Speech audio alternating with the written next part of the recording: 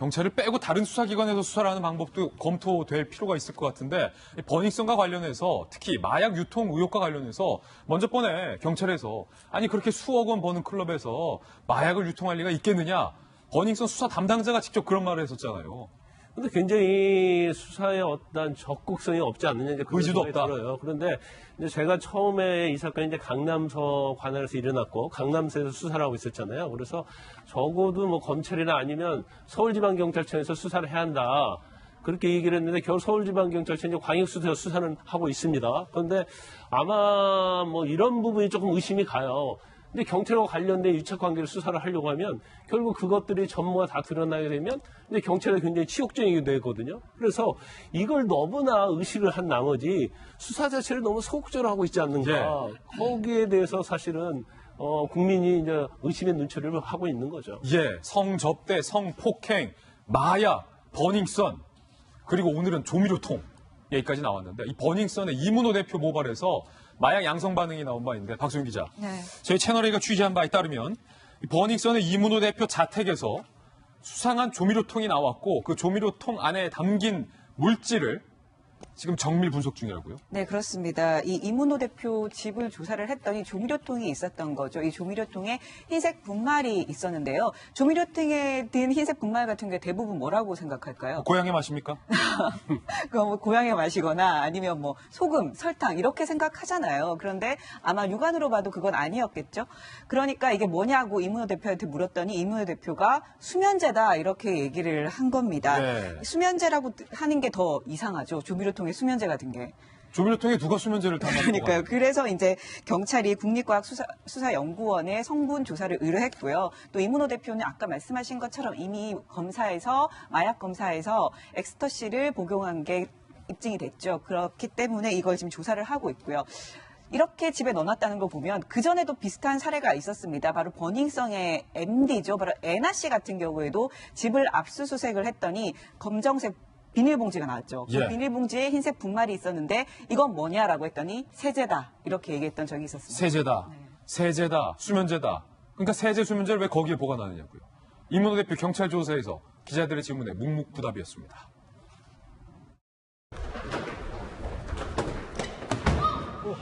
이거 2천만 원 한마디 부탁드립니다.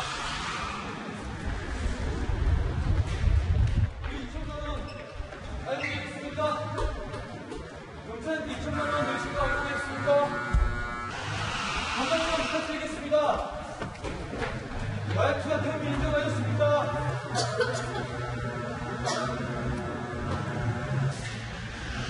한 말씀만 부탁드립니다. 마약 투하 혐의 인정하셨습니까? 승리도 알고 계셨습니까?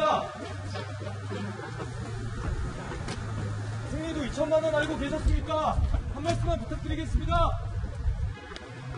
마약 혐의 인정하십니까? 마약 유통하는 거 인정하십니까?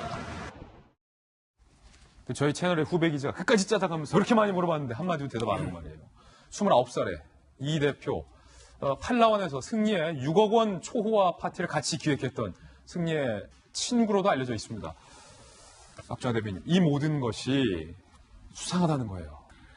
제일 아쉬운 건 사실은 초동수사 단계예요. 저희가 쭉 우리 김 변호사님도 말씀 주셨지만은 사실은 초동수사 단계에서 그 경찰과의 유착 관계에 대해서 너무 안이하게 판단을 하고 있었고 경찰도 무언가가 구린지 적극적으로 수사를 하지 않아서 사실은 버닝썬 다 내부 없어졌죠. 그다음에 지금 29살 먹은 이문호 대표 자택에서 이런저런 게 나왔는데도 불구하고 그리고 심지어 모발에서 양성 반응이 나왔는데도 불구하고 여지껏 귀가하면서 조사받고 있죠. 나머지 관련자들 뭐 어제 경찰 백브리핑 얘기 들어보면 이것저것 조사를 다 했다는데도 불구하고 석연치 않은 게 많고 심지어는 그래서 제보자도 경찰에 제출 안 하고 권익위에 제출을 했고요. 급기야. 그리고 차 안에서 2천만 원을 받았다고 했던 이모 씨도 이제 와서는 말을 바꿔요. 나는 모르는 일이라고.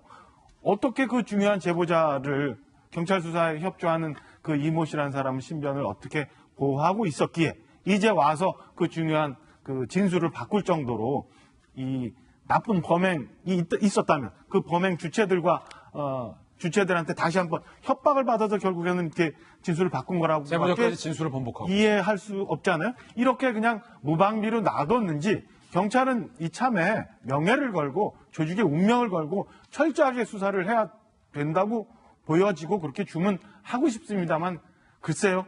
끝내 잘 할 수 있을지에 대한 의문 또한 계속 들 수밖에 없는 상황이에요. 예. 아니, 박윤진 의원님, 네. 그, 불법 저지른 사립 유치원만 강경하게 하실 게 아니라, 또 미국 국회의원이시니까, 또 민주당 대표하니까, 이런 경찰들에 대해서 좀 강하게 국회에서 압박해야 되는 거 아니에요? 아니, 대한민국에.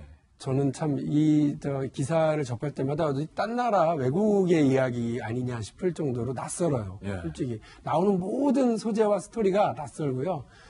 정말 영화를 보는 것 같죠. 그러니까 어떤 뭐 유명 나이트클럽 이런 그 클럽에서 마약이 거래되고 그것에 또 경찰이 연루되어 있다는 이 연루설 이 자체가 그냥 영화 같아요.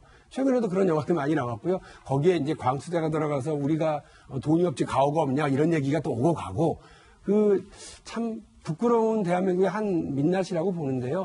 글쎄 뭐 국회가 나서서 할 이야기보다는 국회가 수사당국이 왜 이것을 제대로 수사하지 못해서 사건을 제보하는 제보자 측으로부터 이렇게 불신받느냐. 예. 그래서 국민권익위가 수사기관이 아닙니다, 여러분. 국민권익위는 그야말로 뭔가 이렇게 판결해주는 위원회예요. 그렇죠. 무슨 쫓아다니면서 증거를 수집하거나 사람을 면담할 수 있는 인력이 많지도 않은 그런 데인데도 불구하고 국민권익위원회가 더 엄정하게 해줄 거라 경찰보다는 이렇게 믿었다면 대한민국 경찰 참으로 부끄러운 일이라고 생각을 하고 관련해서 이 문제와 관련해서 국회가 3월 국회가 이제 열립니다, 여러분. 예. 드디어 열리는데요. 그러면 경찰을 피감기관에서 담당하고 있는 행안위원회에서 관련한 조치 보고를 받고 또 경찰에 따질 것을 분명하게 따지도록 하겠습니다. 감사드립니다.